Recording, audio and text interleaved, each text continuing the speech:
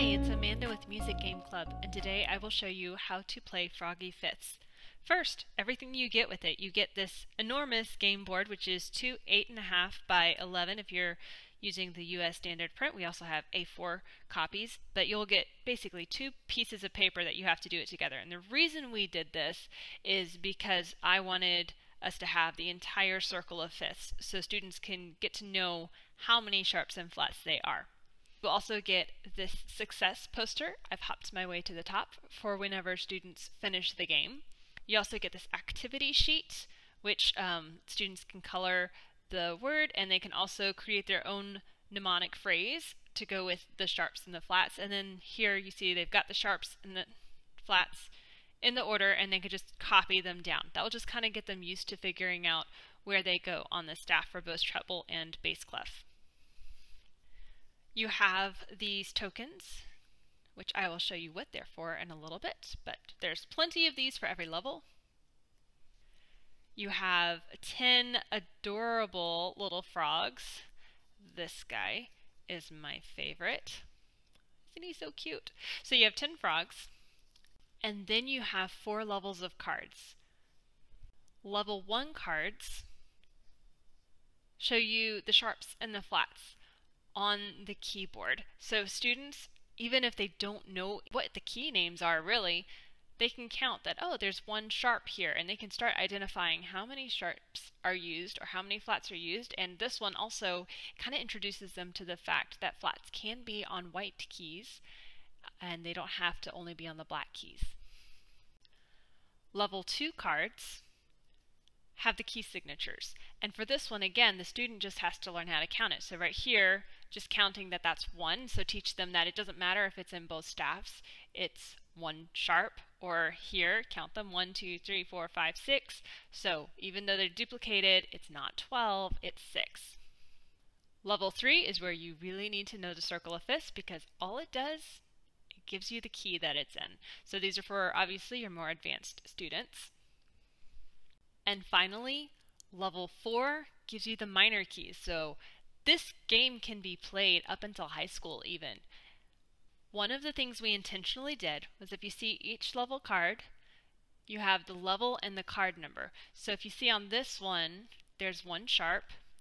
Then if you take level 2 cards, what's the first one? There's 1 sharp.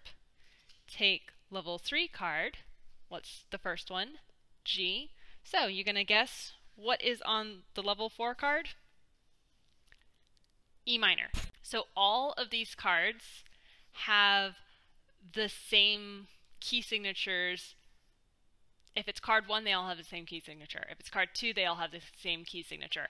This way you can help your student, especially, I'm thinking especially for the major to minor, you can help them see that, hey, it's G major, but it's also E minor.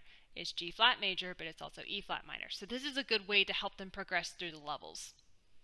Getting ready to play, you can shuffle the cards if you'd like. You don't have to. You can either assign the cards or shuffle them.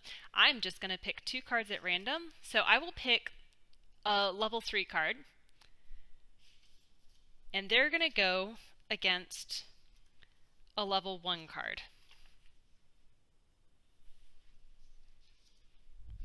Okay, so the goal for this one is to find the key signatures and then use the token to cover when you've identified that key signature. So I will just place these tokens here ready to be used. Each player gets to choose a frog. I've already told you that my favorite is the tomato frog, so I am going to choose this one for my more advanced player. They start there. And for the other one, let's choose, where's the yellow frog? We're going to choose the golden poison frog. Isn't that fascinating? For this game, you do need a die.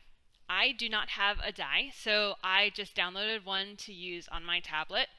The youngest player goes first, so we're going to start with this player right here. And the first step is to roll the die. They've got to find however many accidentals are on there. So they can go either direction. They can either do 1, 2 to get 2 sharps, or 1, 2 to get on this bonus rest place. Well, here they need to get 2 sharps.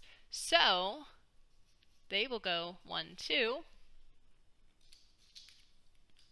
and they get to cover their first one. Player 2 takes a turn by rolling. They also get a 2. So either they can go here to, that would be D major, or to their rest. Well, that is, neither of them need it. And they just have to decide, do they want to aim for the F sharp B or the G flat E? Since the yellow frog is on D, we're going to go here, and they just don't do anything. So it's yellow frog's turn.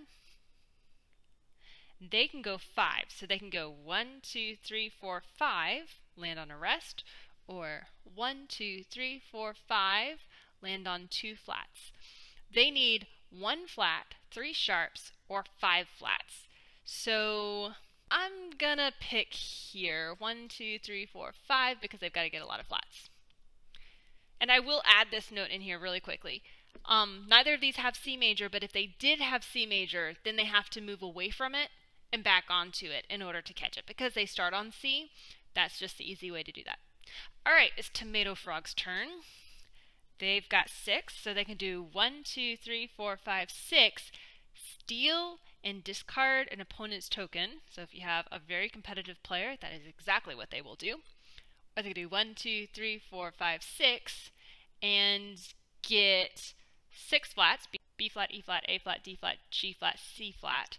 So this is the key of G flat. So that's a hard decision. Either they can get a token or they can steal one off of there. We're going to be nice and we're going to go for our token. So then we get to cover it up. Yellow frog's turn. They get to go 4. 1, 2, 3, 4 to get 1 sharp, or 1, 2, 3, 4 to get 5 flats. They need 5 flats, so they are definitely going to do 1, 2, 3, 4 and cover their token. Tomato Frog's turn.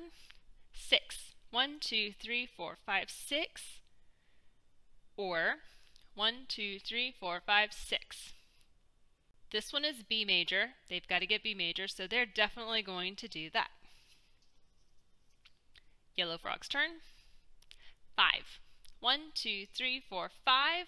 So either they get 6 sharps or 1, 2, 3, 4, 5, a rest. They need to get 1 flat or 3 sharps. So this one is going to put them closer to that. So they will do that. Tomato Frog, 2. 1, 2, or 1, 2. Again, they have the decision to steal and discard an opponent's token or to claim their own. So I'm going to do this. We're going to say we've got a competitive player. Going to do this so they take one off of their opponent's board and they get to choose which one. It really doesn't matter. Yellow Frog's turn. 1, 2, 3, either 1 sharp or 1, 2, 3. Free token. Hey, let's get that token that we just lost. Tomato Frog. 1, 2, or 1, 2. They either have to get to E flat or to F sharp. So we're going to say, let's go here. Yellow Frog moves 1. 1 or 1. Well, they need to get, again, 1 flat or 3 sharps. So we're going to get closer to those. Tomato Frog is 2. 1, 2. Okay, that's what we need. F sharp. Yellow Frog gets a 1. Oh, they're going slow. Tomato Frog gets 6. 1, 2, 3, 4, 5, 6. Or 1, 2, 3, 4, 5, 6. We're going to go right here, because then we only need a 2 to win. Yellow Frog gets a 2. How perfect. 1, 2. They get to put a token on. Tomato Frog. 5. 1, 2, 3, 4, 5. Or 1, 2, 3, 4, 5. There's really no winning here, so let's just say we'll go here. And yes, they can go in the same place, just kind of stack them up, or however it works best. Yellow Frog gets a 6. They're going to go this direction. 1, 2, 3, 4, 5, 6. Tomato Frog gets a 3. 1, 2, 3. There you go. They just won the game. The only things we didn't end up on was roll again. So if they land here, then obviously they get to roll again. The rest, you do nothing. Then, like we found out, the steal and discard opponent's token, you can take one off of where your opponent is playing, and then the free token, like we also discovered, you can get one for free. So that is how you play Froggy Fifths, and like you saw here, you can play it multi-level. You can play it with multiple students. There are 10 frogs. We don't know how many players would be ideal, honestly.